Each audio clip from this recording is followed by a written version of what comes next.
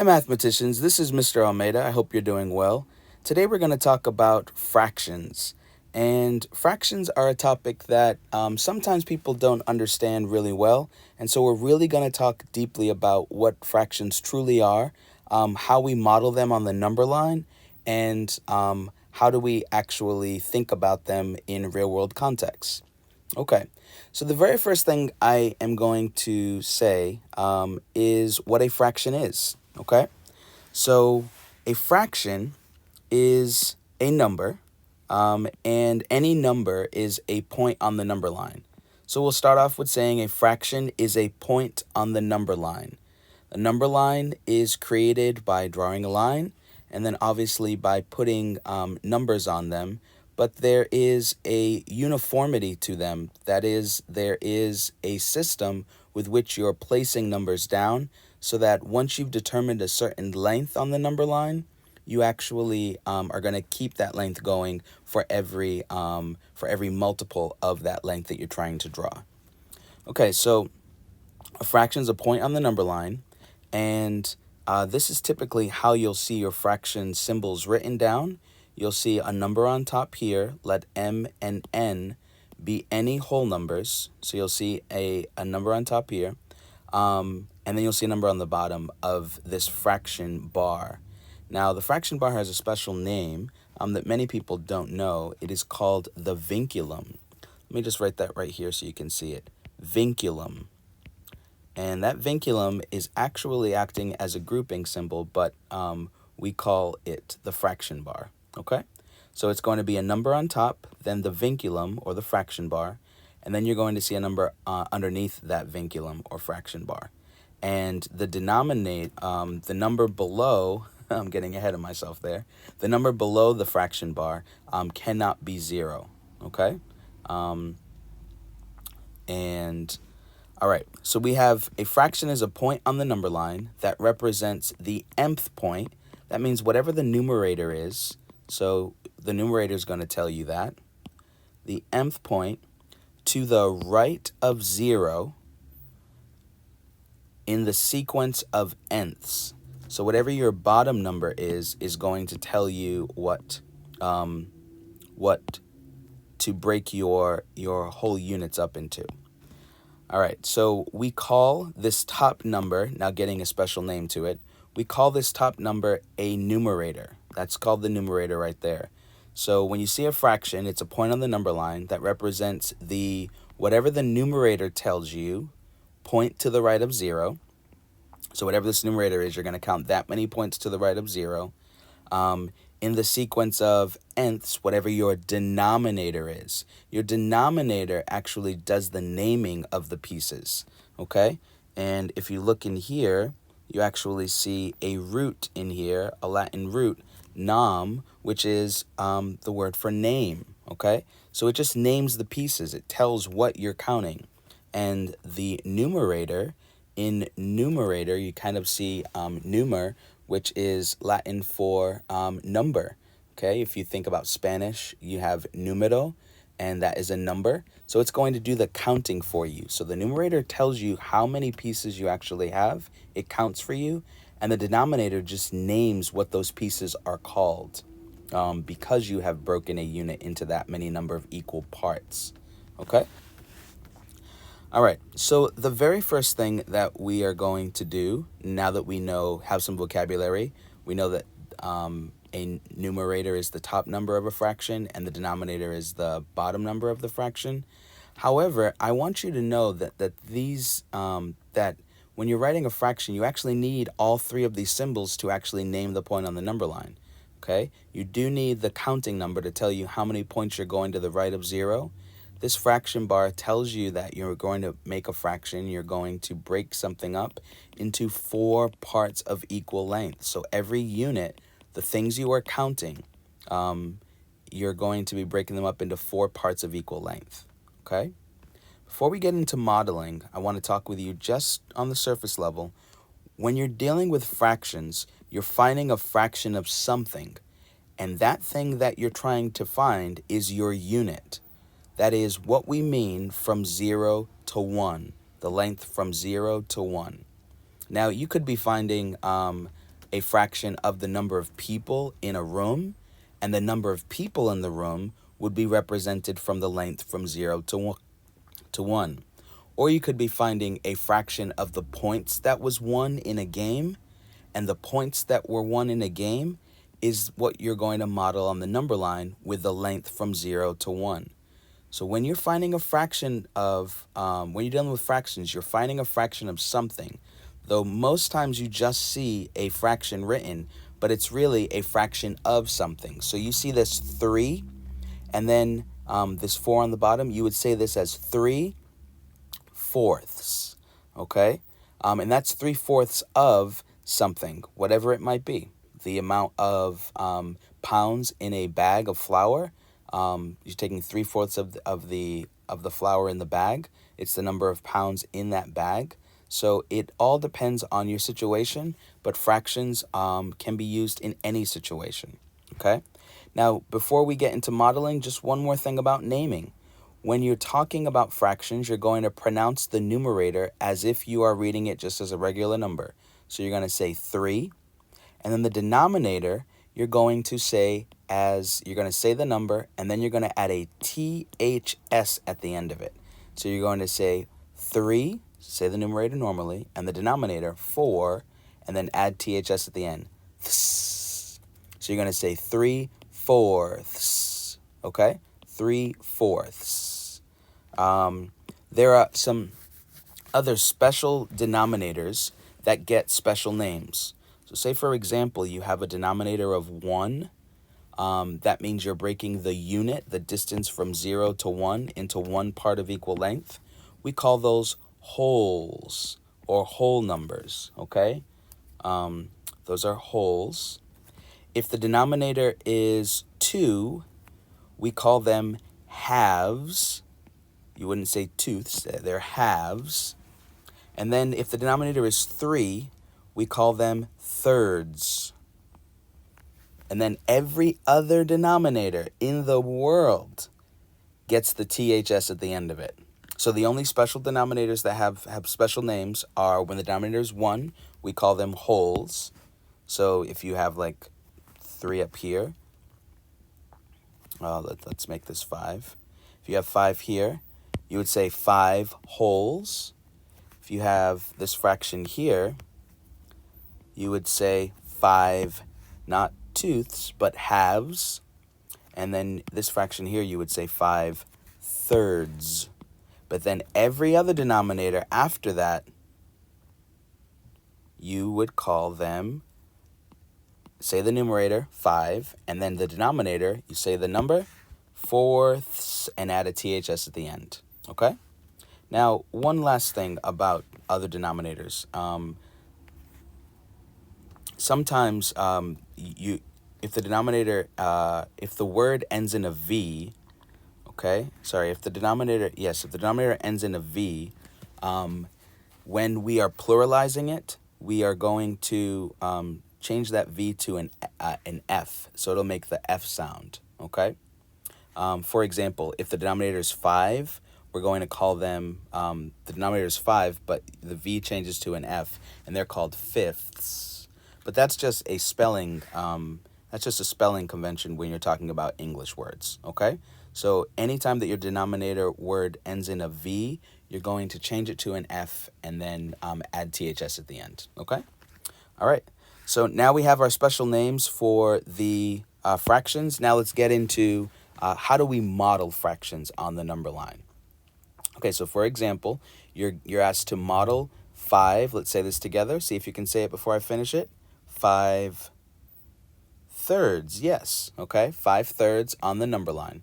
So we're going to model that on the number line. Here are the steps for modeling a fraction on the number line, and it actually gives you the idea of what the fraction truly is, okay?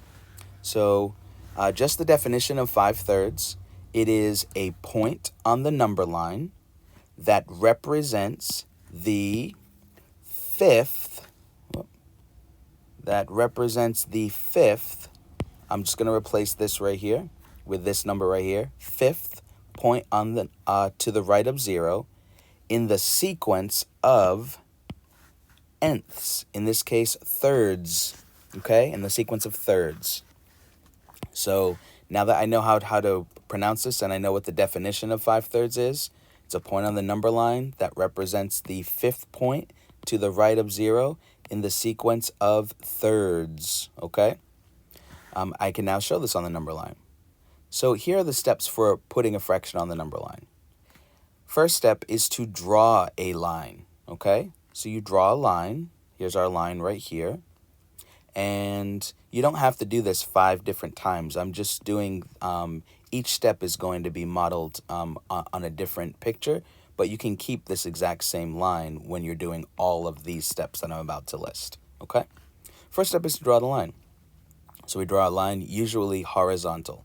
And a line, we have the arrows on the end to show that this line goes on forever and ever in this direction and this direction, but we don't have space for it on our paper or in the space of the screen. So we just show that it goes on forever and ever, okay? We're just showing a small portion or a segment of that line here. All right, so step 2, once you've done that, is to mark your units. Again, we talked about units as what we mean from the distance from 0 to 1. And another copy of that would be the distance from 1 to 2, and the distance from 2 to 3, and so on and so forth. The distance from 3 to 4, and 4 to 5, and 5 to 6. And we can keep on going on forever and ever. Okay? So that's the second step, to mark your units. So how you do that is you place a tick mark here on the number line, and on the line, and you place a 0, and then determine wherever you want your 1 to be, okay?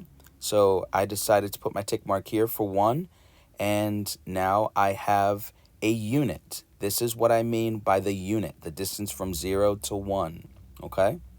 And now, if I'm going to make copies of this, if I'm going to copy another unit, now I have 2 units.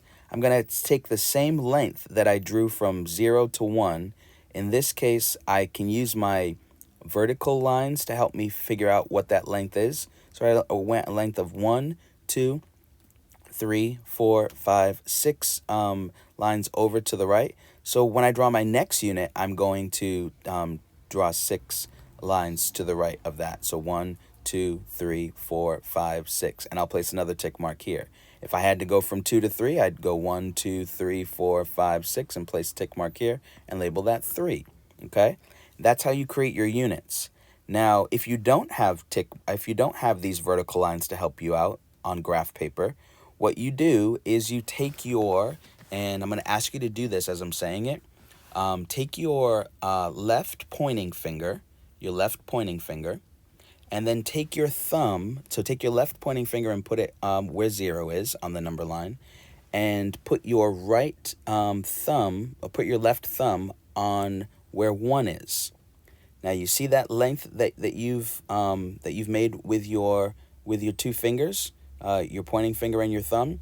You're now going to just lift that up off the page, move it to the right, put your left pointing finger where the 1 is, and where your thumb is on the right hand side, you're going to put a tick mark there, and that's where 2 will be.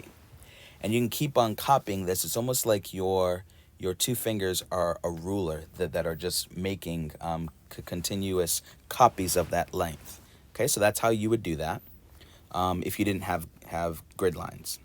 All right, so that's the second step. The third step is to partition.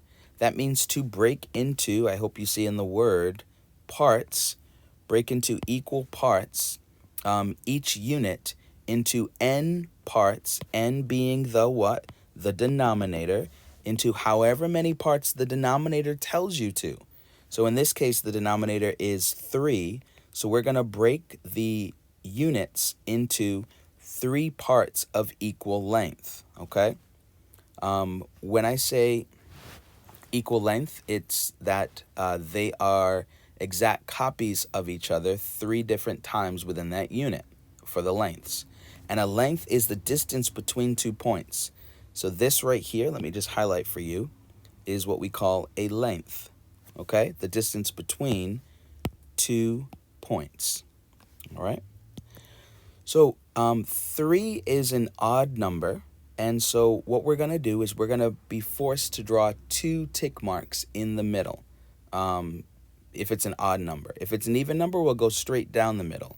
But the denominator is an odd number, so we're going to draw 2 tick marks on somewhere in the middle. So we draw a tick mark here and a tick mark there.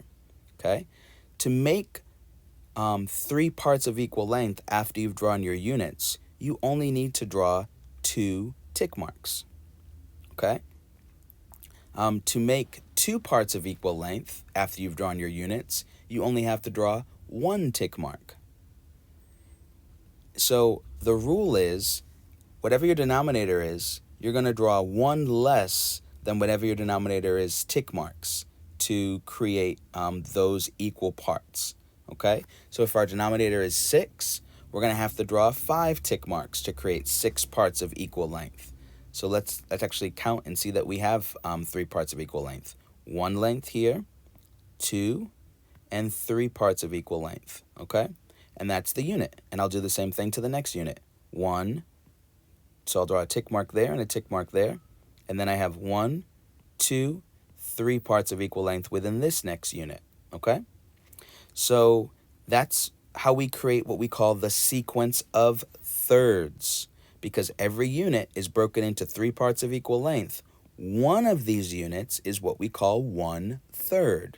So that would be 1/3 right there. This length right here is 1/3 of the entire length of the unit. Okay? Remember, when you're dealing with fractions, you're finding a fraction of something. And that thing is your unit. 1/3 of the unit. Okay? All right, next, we are going to count the number of points to the right of 0 that the numerator tells us. So we're going to count whatever the numerator tells us points to the right of 0. So after we've partitioned our units into parts of equal length, we're going to go back to 0, and our numerator is going to tell us how many points to count to the right of 0. So let's do that. We're going to count 5 points to the right of 0. So we count 1, 2, 3, 4, 5 points to the right of 0. You can keep it on the number line if you want. 1, 2, 3, 4, 5 points to the right of 0. Okay? And then your last step is to put a point right where you ended up. So I'm going to put a point right where I ended up and label it 5/3. And so 5/3 is on the number line. As we can see, it is between which 2 whole numbers? 1 and 2. Okay?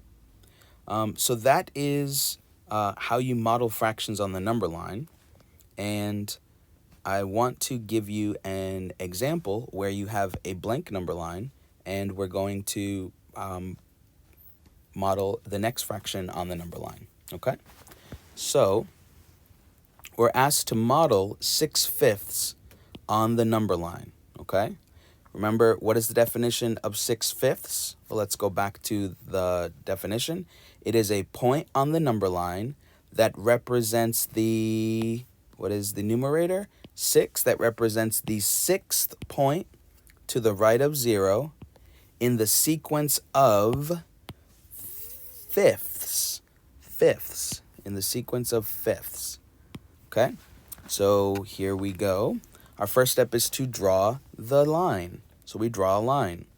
Next step is to mark our units, what we mean from 0 to 1, 1 to 2, 2 to 3 if we need to, 3 to 4 if we need to. Okay? So I'm going to go from 0 to 1, 0 to 1, and how many vertical lines did I go? If I have grid paper, I can do this. If not, I take my left finger and put it on 0, and my left pointing finger, and my right and my left thumb, I goes where the 1 is, and I would just copy that length. But I have grid lines, so I know that I went 1, 2, 3, 4 points to the right of 0, so I'm going to do that to 4 lines to the right of 0. So I'm going to do the same thing to create the next unit, which is 1 to 2. 1, 2, 3, 4. 4 lines over, and that is 2. Okay? All right, if I had to keep on going, I could keep on going. I could do 3. Let me just do one more so you can see. So it's going to go 1, 2, 3, 4 lines over. All right. And that is what we know as the length from 2 to 3. So far I've created 3 units, okay? Length from 0 to 1, 1 to 2, and 2 to 3. And I just copied those lengths. All right, now it is time to model 6/5. What this means, you know how we say 6/5? Well, we actually model on the number line in the reverse order. So our next step is to partition each unit into whatever the denominator tells us parts of equal length. And the denominator is 5. So I'm going to break each unit up into 5 parts of equal length. So you say 6/5, but you actually model the fifths first before you count 6 points to the right of 0, okay? So to make 5 parts of equal length, I'm going to have to draw 4 tick marks. It's always one less tick mark than what your denominator tells you, okay? So 5 is an odd number, so I'm going to have to draw 2 tick marks somewhere in the middle of the length from 0 to 1. And then I already drew 2 tick marks, so I have 2 more tick marks left to go to make 5 parts of equal length. So I'm going to draw a tick mark to the left and a tick mark to the right. And now let's count just to make sure that we have 5 parts of equal length, or as equal as we can get them with hand drawing. So we have 1, 2, 3, 4, 5 parts of equal length, okay? I'm not counting the tick marks, I'm counting the length. So that's 1 length, 2 lengths between 2 points, 3 lengths, 4 lengths, 5 lengths, okay? So that's 5 parts of equal length. I'm going to do the exact same thing to every unit now, okay? So I draw 2 tick marks in somewhere in the middle, 1 to the left, 1 to the right. 2 tick marks somewhere in the middle, 1 to the left, 1 to the right, okay? And now I have what we call the sequence of fifths. Every unit's been broken up into 5 parts of equal length. Each one of these lengths is 1/5 of the length of the unit, okay? Remember, in dealing with fractions, you're finding a fraction of something. All right, now that I've done that, partitioned each unit into whatever the denominator tells me, parts of equal length, I'm now going to count whatever the numerator tells me, points to the right of 0. So how many points am I counting to the right of 0? 6. Let's do it. Starting at 0, let's count. 1, 2, 3, 4, 5, 6 points to the right of 0, or the 6th point to the right of 0. And our last step is to put a point right there and label it as 6/5. Okay? All right. I just want to point out a feature here for you. So each one of these points is called a fifth now because we're in the sequence of fifths. Your whole numbers are 0, 1, 2, 3. We can keep on going, 4, 5, 6, 7, 8, 9. However, I want to name all of the points that lead up to 6/5 on the number line because we are on the sequence of fifths, okay? So how many points to the right of 0 is this point right here? It is 0 points to the right of 0. So another name for this is going to be 0. What is the sequence called? Fifths. So this is the 0th point to the right of 0 in the sequence of fifths. This next point right here is the first point to the right of 0. So we're going to label that 1/5. This next point is the second point to the right of 0. So we would call this 2/5. Next point is the third point to the right of 0. So we call that 3/5. Next point is the fourth point to the right of 0 in the sequence of fifths. So we would call that 4/5. This next point is the fifth point to the right of 0 in the sequence of fifths. So we say 5/5. And then this is the 6th point. So this is 6/5. Okay? This is a 6 point, so we call it 6/5. Then this one would be called 7/5, 8/5, 9/5, and we have 10/5. Now, one thing I want you to notice is that we have these pieces are called the sequence of fifths, okay?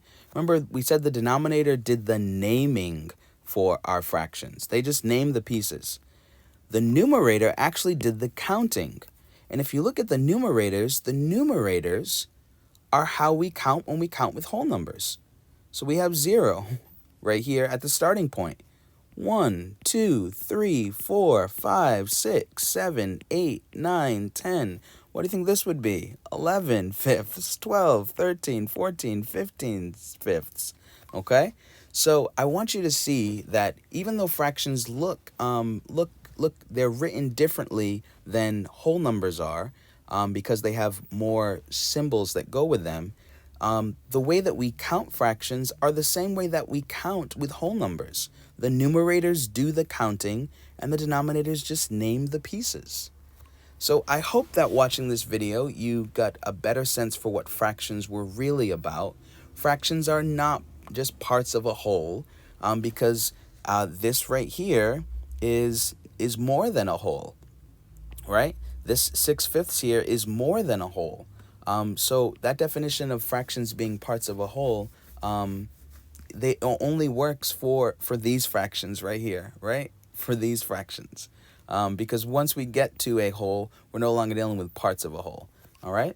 So sometimes definitions matter, so that we really understand what's going on here. And I hope that you understand now what fractions are. Just before we end the video, let's see if you can say what a fraction is. What's this fraction right here? What's the definition of this fraction? I'll give you a moment to say it, and then we'll say it together.